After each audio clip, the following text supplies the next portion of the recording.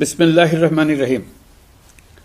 প্রিয় দেশবাসী, শিশু, কিশোর কিশোরী, তরুণ তরুণী, ছাত্রছাত্রী, বয়স্ক, বৃদ্ধ, নারী পুরুষ সবাইকে জানাই আমার সালাম। আসসালামু আলাইকুম।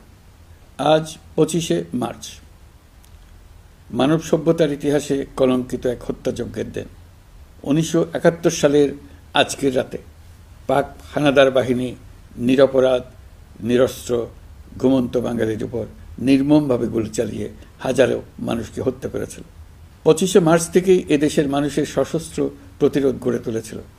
9 মাসের যুদ্ধের মধ্য দিয়ে স্বাধীন হয় বাংলাদেশ।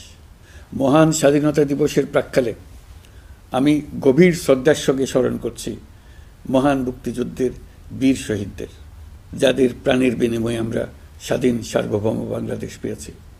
9 মাসের রক্তক্ষয়ী যুদ্ধে লক্ষ লক্ষ শহীদ ও 2 লাখ নির্যাতিত নারীর আত্মত্যাগ পৃথিবীর মানচিত্রে বাংলাদেশ নামে একটি স্বাধীন ভূখণ্ডের জন্ম দিয়েছিল।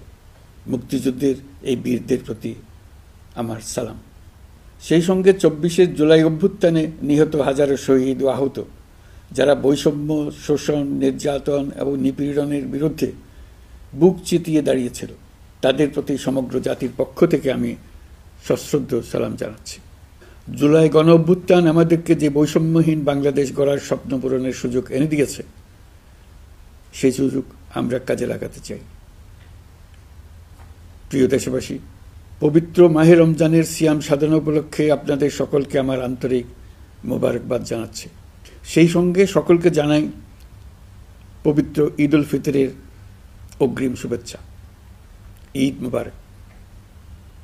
এবারের ঈদ স্মরণীয়ভাবে আনন্দদায়ক হোক, এই কামনা করছি। বর্তমান সরকার দায়িত্ব গ্রহণের পর থেকেই দ্রব্যমূল্য নিয়ন্ত্রণে জোর ব্যবস্থা নিয়েছে। রমজান ও ঈদে বড় চ্যালেঞ্জ ছিল জিনিসপত্রের দামের লাগাম টেনে ধরা, বিদ্যুৎ সরবরাহ নিশ্চিত করা। এই রমজানে যাতে কোনো পণ্যের দাম বেড়ে না যায় এবং বিদ্যুৎ সরবরাহ যেন বিঘ্নিত না হয়, সেই জন্য আমরা সর্বোচ্চ চেষ্টা করেছি। রমজান মাস জুড়ে সরবরাহ চেনের প্রতিবন্ধকতা কঠোরভাবে প্রতিহত করতে সব ধরনের ব্যবস্থা আমরা নিয়েছি। দেশের সকল জায়গা থেকে খবর এসছে যে এই রমজানের দ্রব্যমূল্য আগের তুলনায় কমেছে, জনগণ স্বস্তি পেয়েছে।